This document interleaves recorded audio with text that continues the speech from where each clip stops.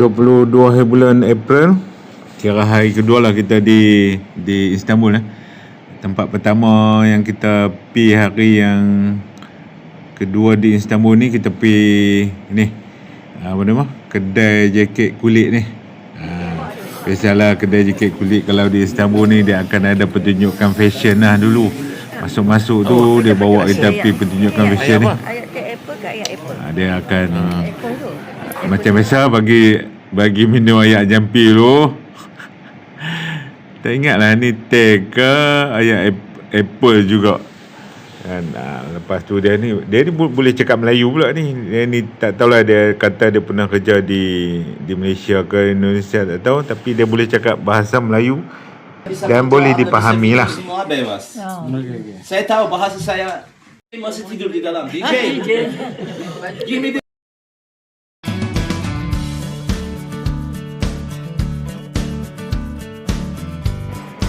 pertunjukan fashion pun bermula lah. Ramai excited lah kan ni, first time tengok. Selalu kita tengok pertunjukan fashion dalam TV je lah biasanya kan. Kali ni bila kita main Turki ni, ada pertunjukan fashion ni, kira satu benda yang menarik lah kan. Rare lah. Kemudian 3 orang ni lah yang yang ada buat pertunjukan ni.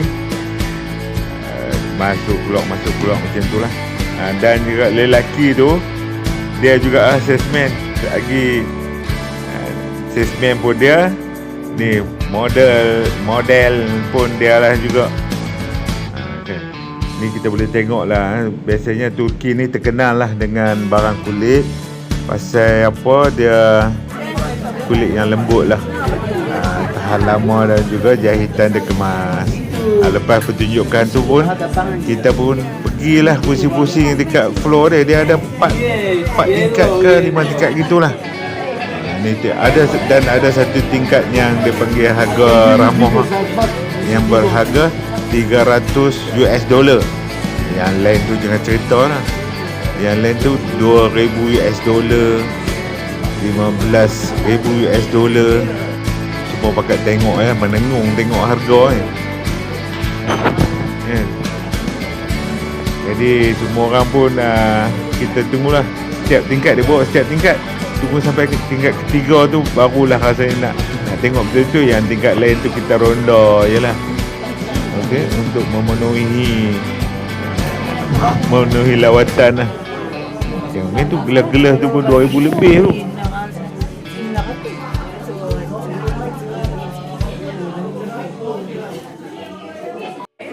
Macam mana harga barang di sini? Memang harga bukan harga kat level-level kita lah. Retis-retis boleh lah. Lawa gila.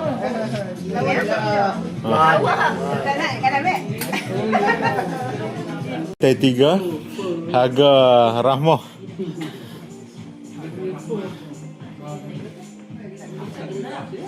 Macam mana Kak Jamilah harga di sini? Murah lah dibanding Malaysia.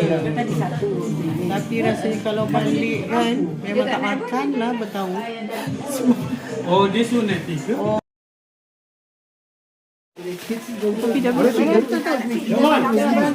Dekat tingkat 3 ni ada barang yang agak-agak boleh beli lah Dia letak harga $300. Lepas tu kita bolehlah tawak-tawak sikit sampai 250 ke. Itu pun masih mahal lah, dekat RM1,000 juga kan. Tapi ada 2-3 orang yang ada saiz dia dekat sini. Ada yang belilah 2-3 orang. Kita pun belilah selai jaket kulit kan. Habis pada kedai tu, kita pergi pula ni Masjid Mehmet II, ataupun yang kita selalu dengar Muhammad Al-Fatih, iaitu orang yang telah berjaya menewaskan Konstantinopel ni lah. Jadi kawasan masjid ni luas lah kan. Dia buat jadikan madrasah pun ada, hospital pun ada, dapur, perpustakaan, tempat menginap, dan juga pusat kehakiman. Ni kita tak masuk dalam masjid ni. Kita cuma akan tengok ziarah dia punya makam sajalah. Makam di sebelah tu lah. Dari luar ni kita boleh nampak dia ada kubah yang besar, halaman dia luas, dia ada 2 menara yang tinggi, dan ini adalah gaya awal lah seni bina Osmaniyah sebelum era Masjid Biru. Ni kita masuk pula lah menziarah dia punya makam ni. Al-Fatihah lah untuk arwah. Nabi Muhammad SAW pernah menyebutlah tentang pembukaan kota Konstantinopel ni dalam hadis dia. Sebaik-baik pemimpin adalah pemimpinnya, dan sebaik-baik tentera adalah tenteranya. Ramailah umat Islam mengaitkan hadis ni dengan Sultan Mahmud Al-Fatih dan tentera dia ni lah. Keluar daripada Masjid Mahmud tadi ni, kita pi pula ke satu lagi masjid sekarang ni, iaitu Hagia Sophia. Kalau dulu ni dia ni kira gereja yang terbesar lah untuk tempoh 1000 tahun, sehinggalah Sultan Muhammad Al-Fatih tadi ni mengalahkan pemimpin pada tahun 1453 tu. Dulu ni kira Sultan Muhammad ni tukarlah gereja menjadi masjid. Loceng-loceng dekat atas tu semua dia turun. Lepas tu dia binalah menara-menara ni yang menunjukkan ianya sebuah masjid. Gereja dia tak ada menara-menara macam kita ni. Okey, ni bahagian dalam dia lah. Oh, memang menarik cantik lah kan. Cuma ada buat masa sekarang ni ada besi-besi tu lah pasal dalam restoration ni ataupun dalam baik pulih ni kan, dia tak tahulah dia repair benda apa, tapi itulah adalah besi-besi ni mencacat pekan pemandangan sikit lah. Kita masuk ni kira waktu semayang, jadi free lah. Kalau di luar waktu solat ni nak masuk dalam Hagia Sophia ni kena bayar. Asalnya mahal dalam US dollar lah, mungkin dalam 20 US dollar ke berapa tak pasti, tapi kena bayar lah. Jadi kita umat Islam ni beruntung lah, kita pergi time solat boleh masuk free. Dia seni bina dia ni cantik lah kan, barang lama. Cumanya kita tak boleh ronda keseluruhan pasal dia selain daripada ruang yang kita duk tengok ni, dia ada satu lagi ruang muzium. Orang yang masuk bayar, dia boleh pergi ruang solat ni dan juga ruang muzium. Dia adalah gambar-gambar lama kan. Sebelum ni kita boleh tengok macam The Last Supper yang Jesus makan dengan kawan-kawan dia pun ada juga kat dalam tu. Dulu Hagia Sophia di bahagian belakang.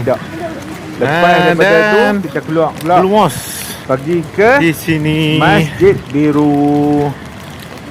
Dari kejauhan ni kita nampaklah ada Masjid Biru ni ada 6 menara, penuh dengan seni bina Osmaniyah yang seimbang dan sangat elegan lah dia punya ni kan. Dia ni dibina bertentang dengan Hagia Sophia, seolah-olah menjadi simbol Islam lah zaman Osmaniyah ni.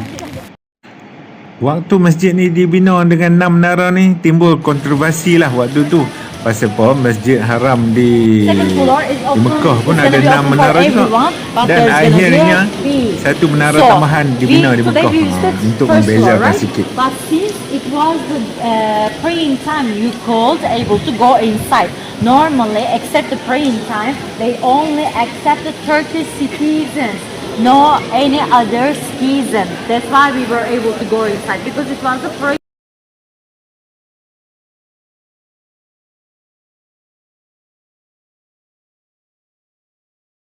Bila kita dalam masjid ni, sangatlah awesome. Dia punya penjahayaan semula jadi. Kau belah atas tu lampu tak ada. Semua lampu cahaya daripada luar tu masuk melalui tingkap-tingkap dia yang dengan warna-warni ni kan. Sebab lampu dia zaman dulu di bawah ni dia pun nak cucuh kan. Mana ada switch menyala, petik menyala di atas. So lampu yang kat bawah tu saja, yang bahagian atas tu semua cahaya semula jadi. Tapi masih lagi terang benderang dan sangat cantik. Yang tu yang istimewa ni Jadi kita duduk dalam ni rasa nyaman sajalah. Tapi orang aman ni taklah nyaman sangat. Tapi kalau orang tak ada, aman sajalah tempat dia ni kan. Dia sentiasa ada bacaan Al-Quran yang lembut sentiasa. Lawatan ke Hagia Sophia dengan Blue Mosque ni bukan sekadar lawatan pelancongan, tapi seperti menyentuh sendirilah perjalanan sejarah tamadun manusia. Sini kita boleh tengok ada warisan Kristian Byzantine tu dan juga kegemilangan Islam Utsmaniyah. Jarang ada bangunan di dunia yang menyimpan dua sejarah besar macam ni dalam satu tempat. Untuk video ni kita tutup dengan suasana indah dari Masjid Piru Istanbul ini. Bye.